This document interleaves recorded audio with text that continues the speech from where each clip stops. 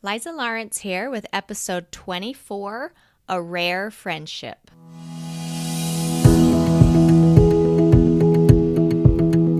Welcome to Wonders and Miracles podcast, where we celebrate miraculous moments in everyday lives. I'm your host, Liza Lawrence, a wife, mother, teacher, and miracle lover. If you're new to this podcast, this is what we do here. Each week on Miracle Monday, we celebrate awe-inspiring true stories from regular people like you and me. People who have experienced something surprising and wonderful that could be considered the work of a divine source. My desire is to help us recognize God's hand and His love in our lives, because the more miracles we notice, the more miracles happen. Thanks for listening to the show. Now let's celebrate wonders and miracles together. In Proverbs 27:17, it says, "As iron sharpens iron, so a friend sharpens a friend." And another reference of friendship from the movie It's a Wonderful Life with Jimmy Stewart, "No man is a failure who has friends." In this episode today, you're going to hear a story of a friendship that is quite rare in many ways.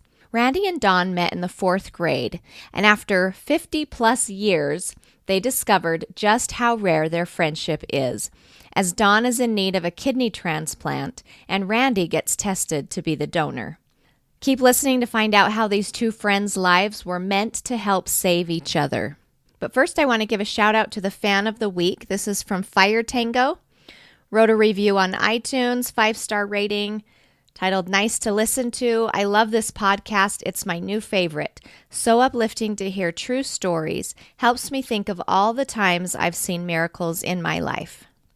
If you want to be the fan of the week, go write a review on iTunes. This helps the podcast spread so people can find it. Also, make sure you are subscribed to the podcast so that each week you'll be reminded of the new episode that comes out on Mondays.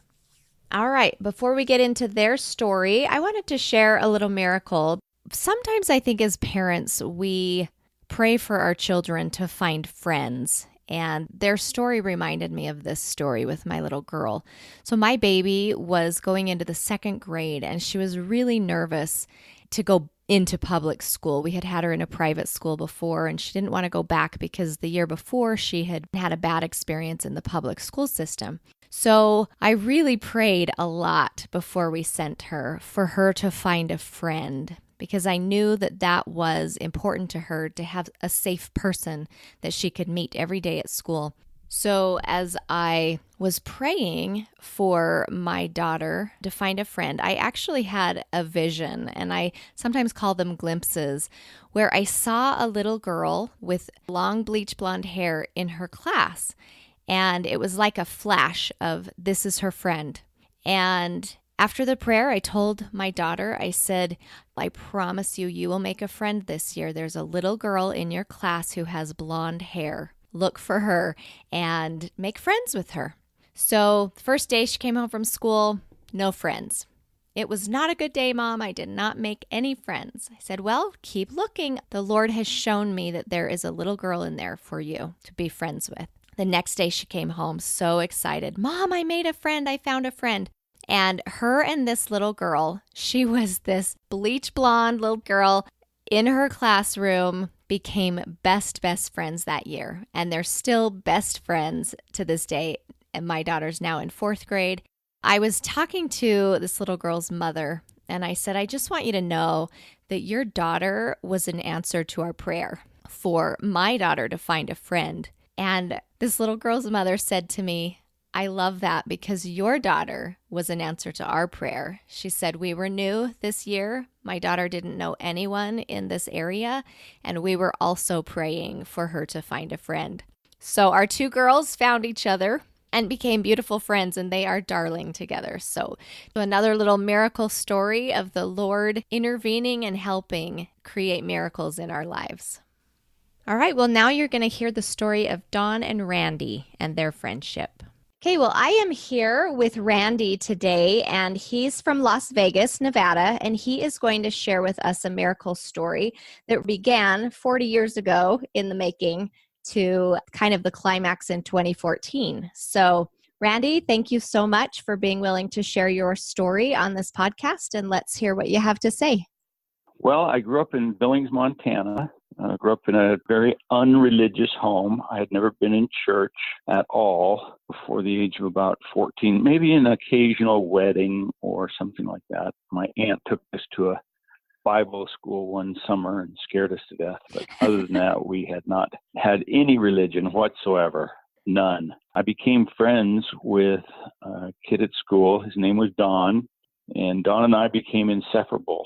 We met in the fourth grade and hung out together. We did all sorts of things together. My dad took us on what seemed like thousands of hunting and fishing trips, drug us all over the state of Montana. And after we could drive, it was mostly Don and me and my cousin Stuart. We were inseparable, and we were often confused for being brothers. I think we are brothers. But when I was 14, I took the missionary discussions in his home and ultimately became a member of the Church of Jesus Christ of Latter-day Saints. He is the only person outside of my family that I have remained close to for so long. We even moved to Las Vegas about almost 20 years. We moved here in large part because of my friendship with Don. He lives here in Las Vegas. Oh, wow. Polycystic kidney disease runs in his family. His dad needed a kidney transplant. One of his sisters donated to another sister. So it was an ongoing problem within their family. He was consistently tested. I'm going to say 2010, he started noticing that he probably had the disease. In the fall of about 2012, his GFR, that's a measure of how effectively the kidneys are working, was 19. It boils down to meaning that his kidneys were working at about 19%.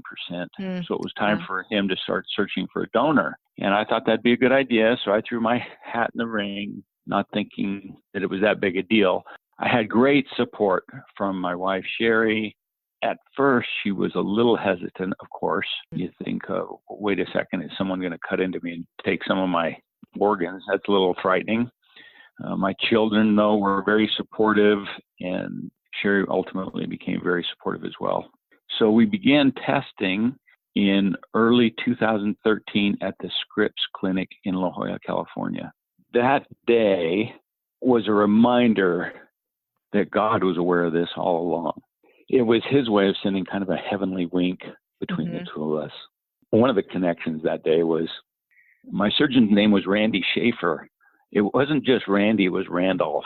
Now, I've met many, many Randalls in my life, having a name of Randy, but I've never met another Randolph, and that's my name, my formal name. So if someone calls me on the phone and says, "Is Randolph there?" I know they have no idea who I am. Even better yet, he wore cowboy boots in the surgery in the operating room. So I knew if this guy's name is Randolph and he wears cowboy boots in the operating room, he's got to be good. His bedside manner was terrific.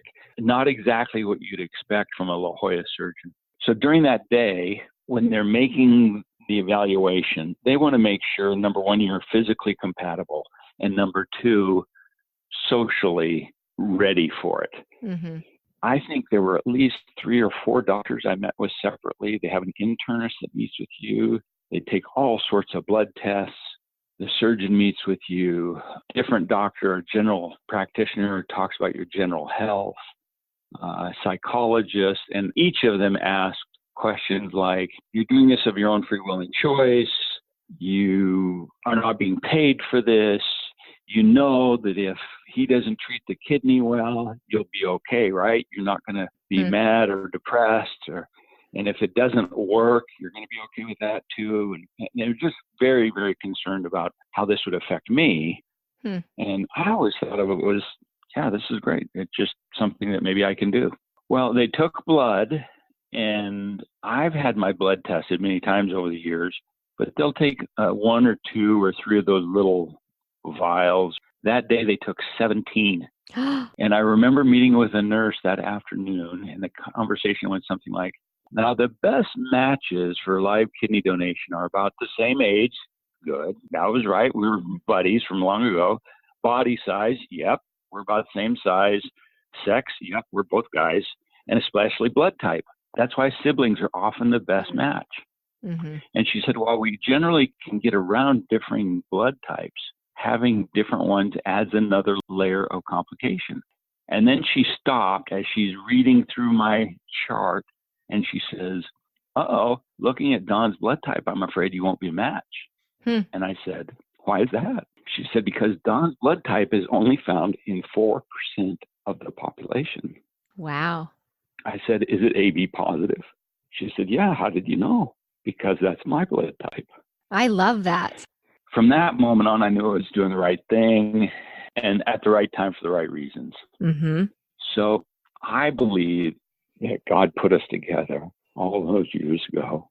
Number one, so he could help me spiritually. And number two, so I could help him physically. But then he had some problems come up. First, during that winter, I want to say it was about Christmas or New Year's, his parents both died within hours of one another. Kind of a remarkable thing. Wow, yeah. And so he wanted to wait a little until that loss cleared. And then as a side effect of kidney disease, he developed a brain aneurysm that required surgery. That's kind of a side effect of polycystic kidney disease. Really? So, yes. And he happened to be one of the ones who got the aneurysm. So he had brain surgery. Like, wow. Of course, at the time, I was worried about him and thinking, is this ever going to happen? It was pretty traumatic, but he healed quickly and seemed to be getting back on track. So this had been now, I want to say 6 or 8 months from me first throwing my hat in the ring. Okay. And it was a little bit of, is this ever really going to happen?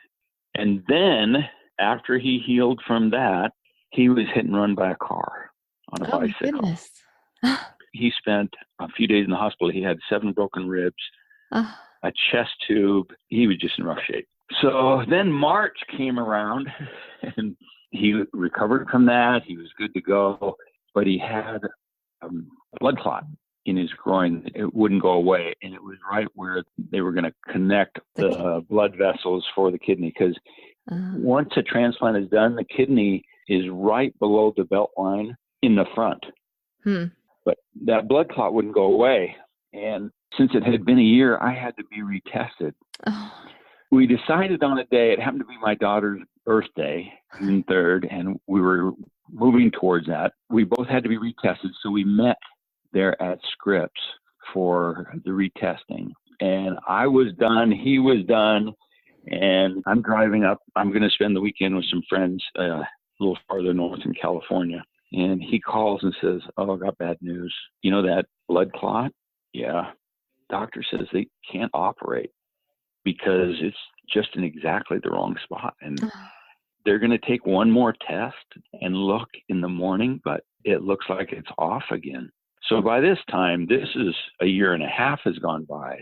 Not that I was getting cold feet, but it was weighing on, my wife and my kids. And I really didn't want to tell anybody. But then after having all these miraculous things happen so that it could happen, we decided it's better to share it and recognize God's hand in our lives than to be private about it. Anyway, we made it a matter of prayer, which we had done many times. And Don says, I'll call you in the morning as soon as, the test results come back. But it looks like we're off again for June 3rd. So we got up the next morning. He calls. He says, you're not going to believe this. The blood clot is gone. Wow. It had been there for 6 months or longer. And now it was gone. So they gave us the go. We went through surgery June 3rd, this is 2014. And that was the easiest part. After a very brief bout of anxiety in the waiting room, they put me in a hospital bed and described the process one more time. I vaguely remember the operating room, the recovery area, and being in the hospital room, but it was easy. I don't know if you know anything about kidney transplant, but it's a little bit like putting a new carburetor in a car. It's just swapping parts. We were in adjoining operating rooms. They cut me open and started and knew they were a few minutes from getting the kidney out. So the other surgeon started on Don. They took the live kidney next door and within, I don't know, a minute or 2 or 3, had it hooked up into his system. And within minutes, literally, it is working. Yeah, that's amazing. It's a remarkable thing. He went into the operation with his GFR. That was the measure for kidney performance at a 14.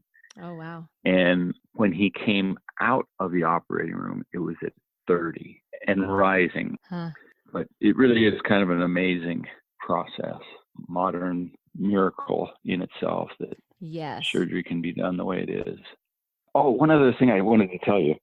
30 days before, on May 3rd, I was in a mountain bike race, and I crashed, and I broke ribs and deflated a lung.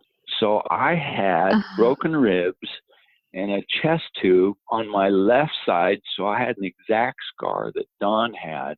Oh, my goodness. From his crash the previous Thanksgiving. So I mean, we just couldn't get away from each other. Yeah, connected. But that was all recovered, and so.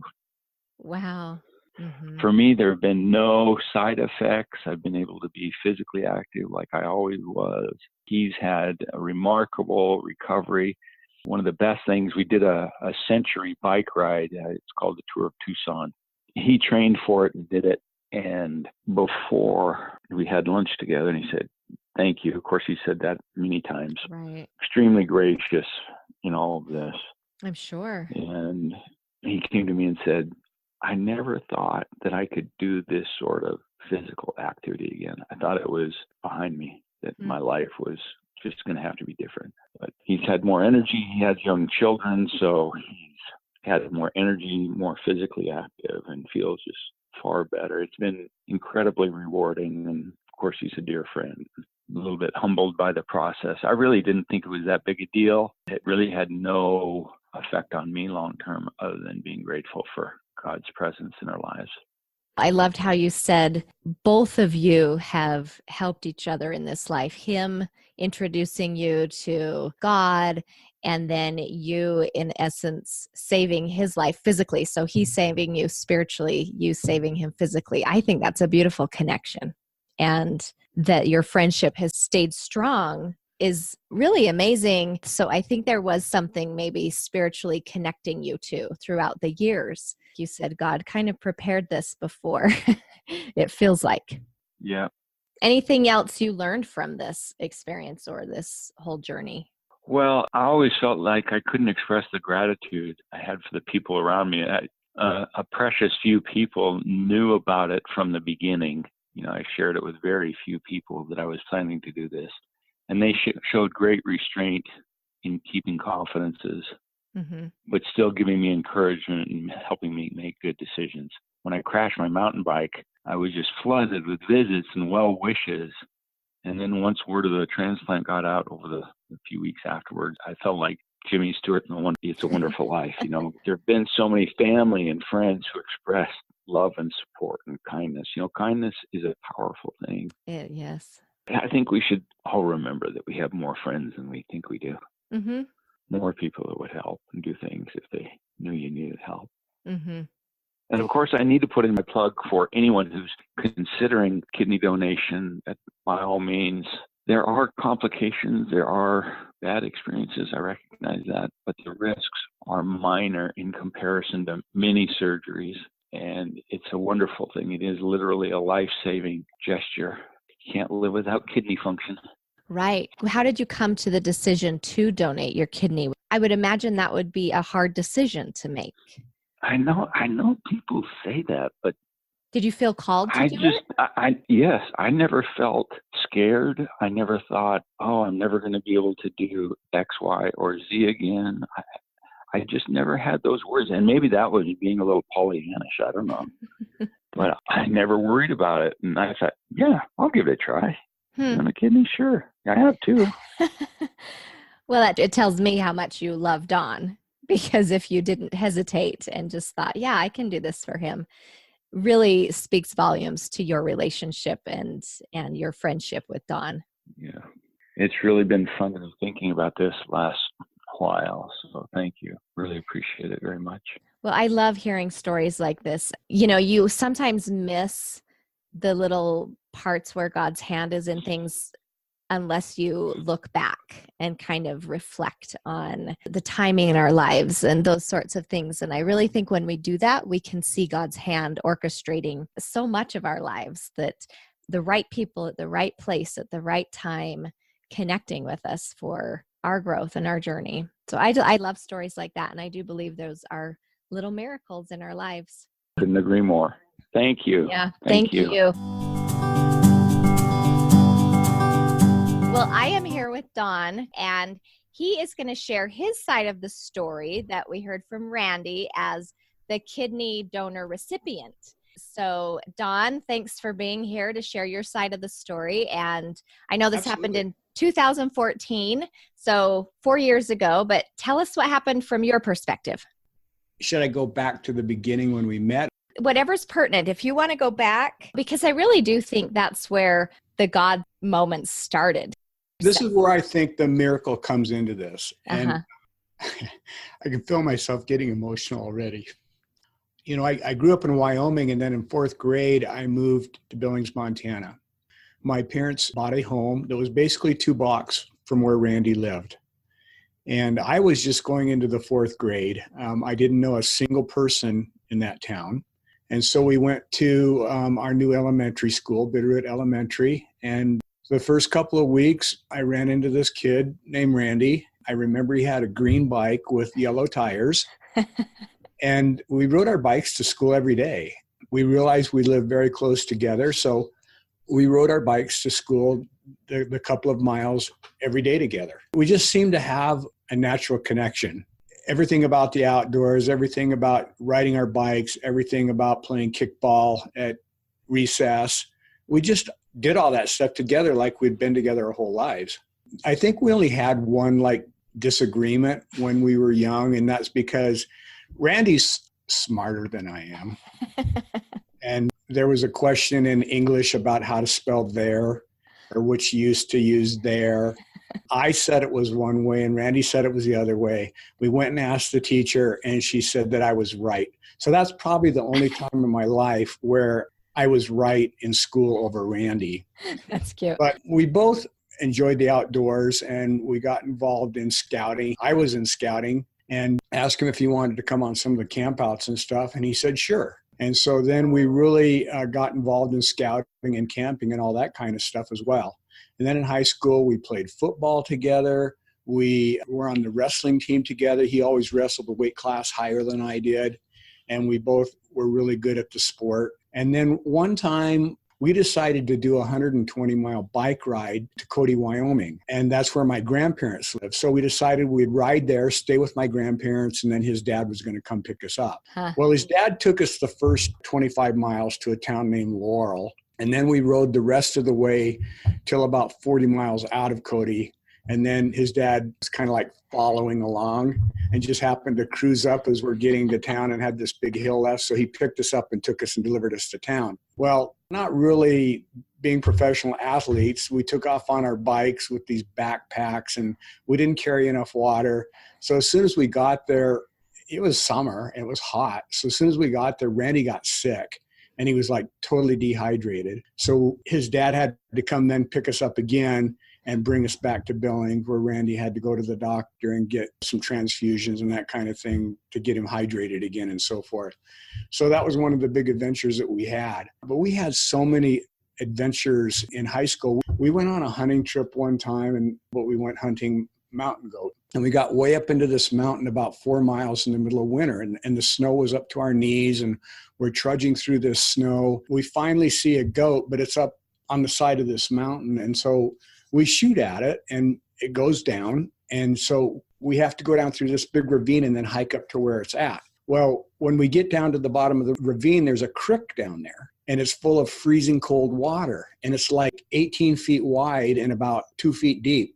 Mm-hmm. So we take off our clothes from the waist down, and we get across this creek, and it's freezing cold. We get dressed again, and we finally get up there, and we retrieve the goat, and we do what we need to with that. Well, when we get back down to the creek, we are so wet from all the snow and sweating and everything. We think, we don't need to take our clothes off. We're already wet. Let's just plow through it. Well, we plowed through it with our clothes on and our boots on. And of course, in the middle of winter, when it's getting late in the evening and the sun goes down, the hypothermia started to set in and we were literally freezing. Our Levi's were like stuck to our legs and we were really freezing to death.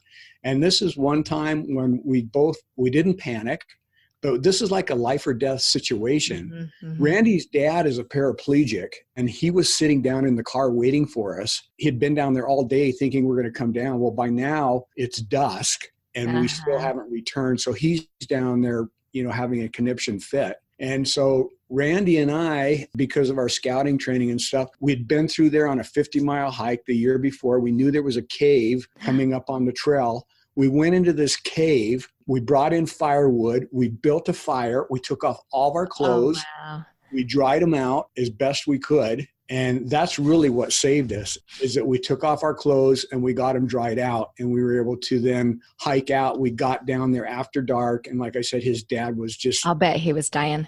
Yes, he was really panicking over it. But that's one situation where Randy and I had this life or death situation, and it really was kind of a cool thing that we were able to pull ourselves out of that. Mm-hmm. We had great times with Randy and his father, because his father was a paraplegic. He took us everywhere and supported us. He's like a second dad to me. So moving forward, he had got married. I was still single. We graduated college and we kind of went our own way, but we always kept in touch. He ended up he was in, I think, Boise for a while. I ended up in Las Vegas. I've been down here for like the last 35 years while he was moving around. Well, finally he had the opportunity to come down here. So he did that. And so we've had the opportunity to do some stuff together, over the last year. We don't see each other as much as you think we would as being best friends growing up. But being in the same city, when you live 30 miles apart, it's still hard to get together. And he has his family. I have mine. We both have work.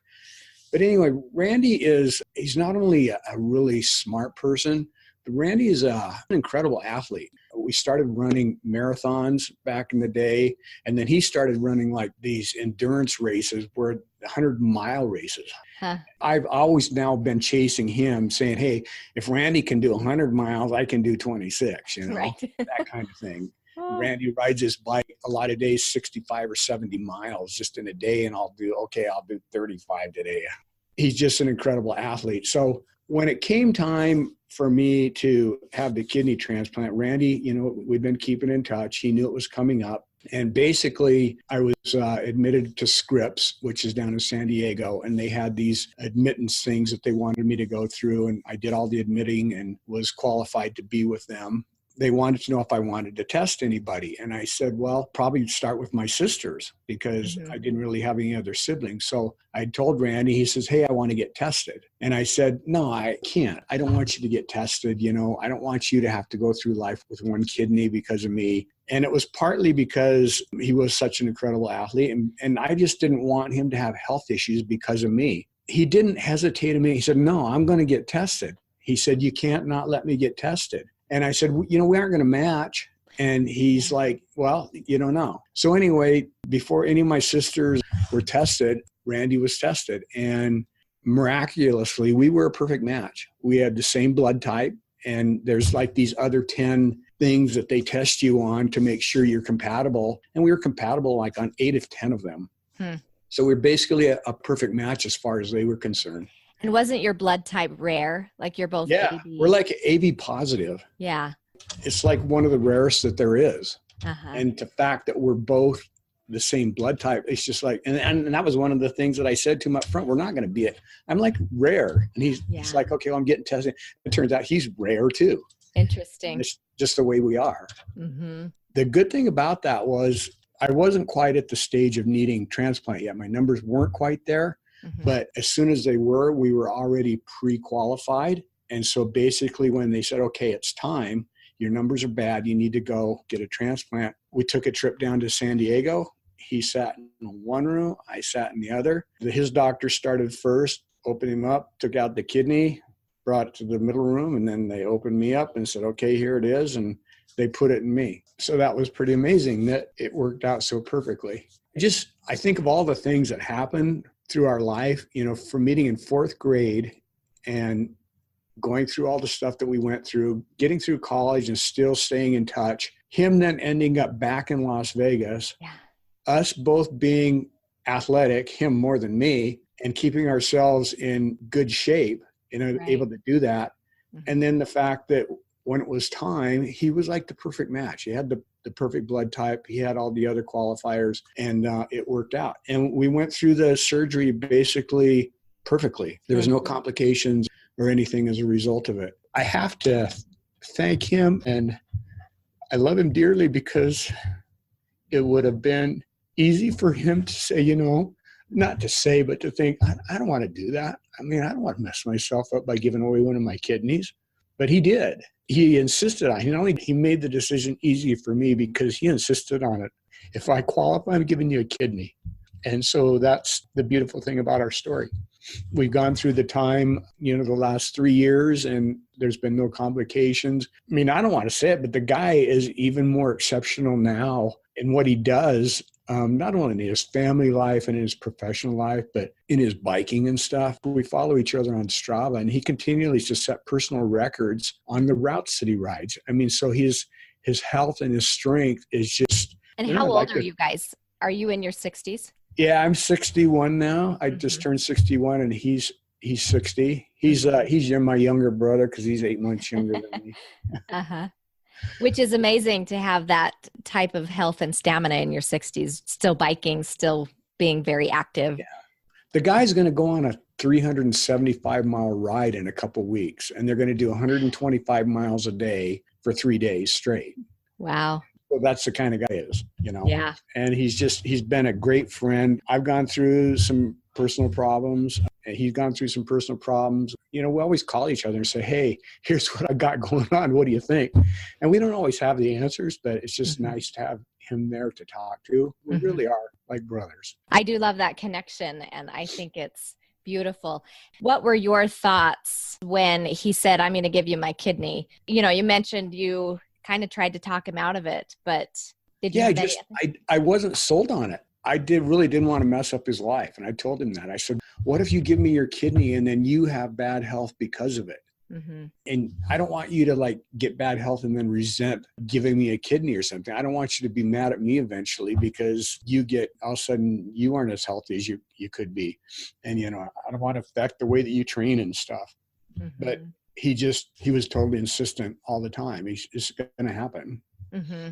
And what have you noticed in your health since you've received this kidney? Oh, my health was terrible right before the kidney transplant. All my strength and stamina was gone. I just didn't, I felt terrible all the time.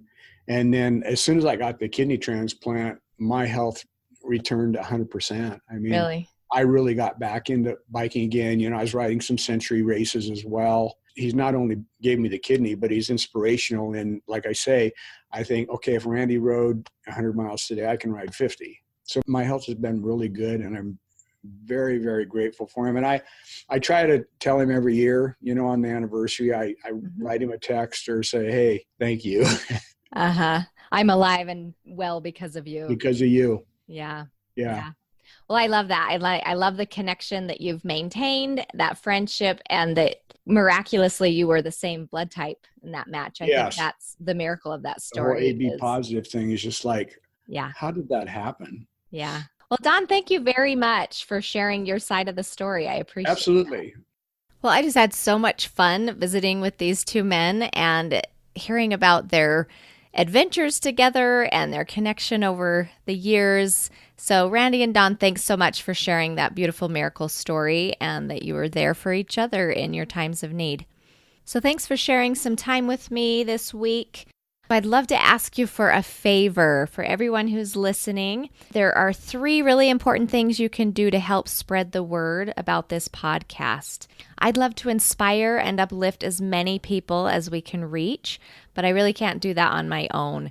So some of the things you can do to help, first of all, subscribe so you don't miss an episode, and rate and review the podcast. You can do this on iTunes. That's the easiest place. Give it a 5-star rating and write a quick review, and you might even be the fan of the week with that review. Tell your friends and family, share it on social media. I really do appreciate this help. We are growing, and it's really exciting to see the people that we are reaching. So a big thank you to all those listeners who've already done this. I am feeling the love and your support. So thank you very much. Also, I hope that you consider sharing your miracle stories. If you have a story that you'd like to submit to the show, just go to my website at wondersandmiracles.com and submit the story, and I'll contact you. The recording process is very easy, and I can do lots of editing. So please consider sharing your miracle story, because I know that they uplift others. Proverbs 27:17. As iron sharpens iron, so a friend sharpens a friend. And from It's a Wonderful Life, no man is a failure who has friends. As always, I hope that you can think of a time when you saw God's hand in your life. And remember to notice and celebrate the miracles everywhere, because the more miracles we notice, the more miracles happen.